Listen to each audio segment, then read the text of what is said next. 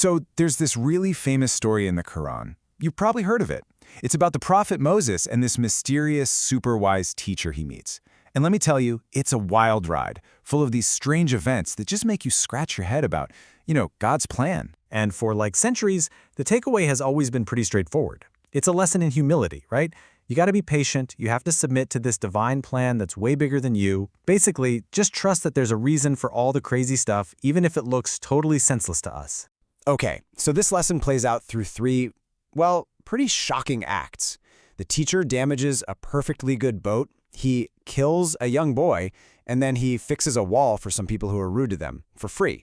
And every single time, Moses is like, whoa, hold on, that's not right. And every time the teacher basically tells him, see, you don't have the patience. You can't see the big picture.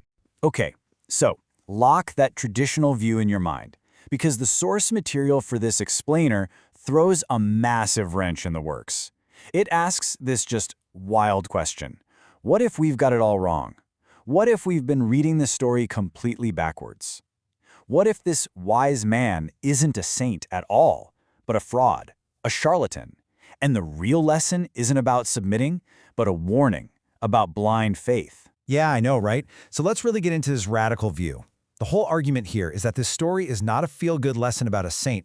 It's a cautionary tale, a warning about these false prophets, these guys who operate way outside the lines of normal reason and justice. And the argument starts with verses just like this one.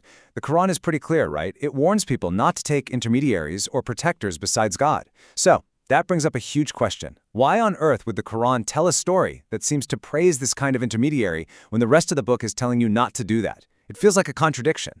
And that's the way in. That apparent contradiction is the key. The source is saying, hey, maybe this story isn't the exception to the rule. Maybe it's the perfect example of what the rule is warning you about. So, to really get this, we have to talk about a specific word, evliya. It refers to these supposed saints or holy guides, the ones who claim they have a direct line, a special pipeline to God's secret knowledge. And in this interpretation, the mysterious guy in the story, he's the textbook example of an evliya. The story itself becomes a kind of test for us, the reader. Are we going to fall for it? Now, this whole idea really depends on understanding who Moses is at this specific point in time.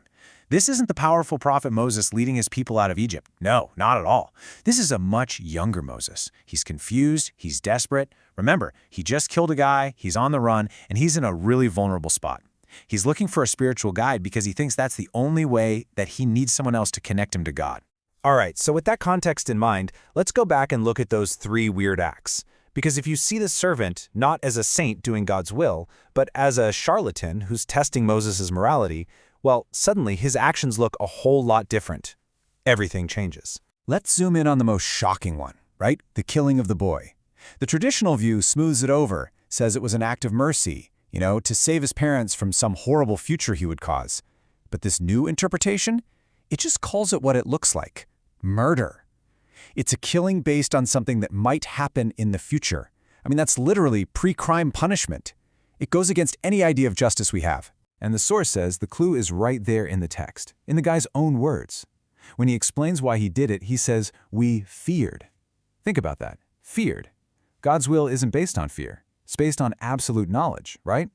Fear is a human thing. It's about uncertainty, about maybe. You just wouldn't expect a true command from God to be explained that way. And this really gets to the heart of the whole ethical problem, doesn't it? Can you ever justify punishing someone for something they haven't even done yet, something they might never do? The source says no, absolutely not.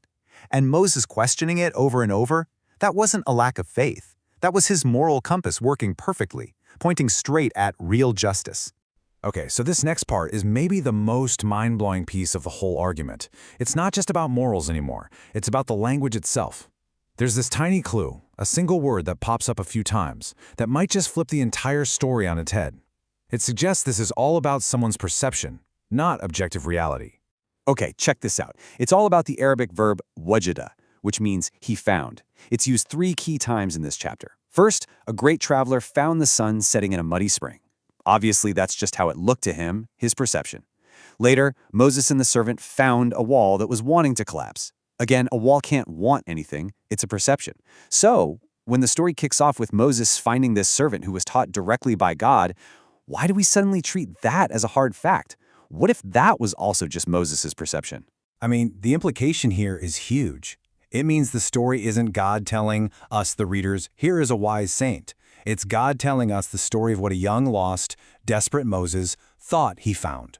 We're not getting God's objective view. We're seeing everything through the eyes of this hopeful guy who's basically projecting all his hopes for a divine guide onto this mysterious stranger. So let's just say we roll with this idea for a second. If this is all a story about perception, what's the actual lesson? Well, according to this interpretation, it completely changes the story's meaning. It turns it from a lesson in patience into one of the most important warnings in the whole book. Think about it. In this version, Moses isn't the student who failed. He's the hero. He's the one who actually passed the real test. The servant wanted blind obedience, for Moses to just shut up and follow. But Moses couldn't do it. He refused to turn off his conscience. So yeah, he failed the charlatan's test, but by doing that, he passed God's test. The test of sticking to your moral compass, of choosing justice over blindly submitting to some guy. And this is where this ancient story suddenly becomes incredibly relevant to our world today. The warning here is that the most dangerous frauds, the most difficult charlatans, they aren't stupid. They're smart. They're learned, they're charismatic people who can use their intelligence to twist things around and make you feel like you're the one who's wrong for questioning them. So, the ultimate takeaway is a complete 180 from the traditional view. This story isn't a blank check for so-called holy men to do terrible things and just say, oh, you don't understand the hidden wisdom. It's the exact opposite. It's a timeless warning to every single one of us to use our own minds, our own conscience, and to hold every single leader accountable, no matter how holy they might seem. Which kind of leaves us with this final question, right? This whole interpretation, it definitely challenges a really old tradition. But maybe the point isn't to tear down faith, but to build a stronger kind of faith. One that suggests real belief isn't about just blindly following some authority figure. Maybe it's about the courage, the really difficult courage it takes to question things that feel wrong and to never stop seeking the truth for yourself.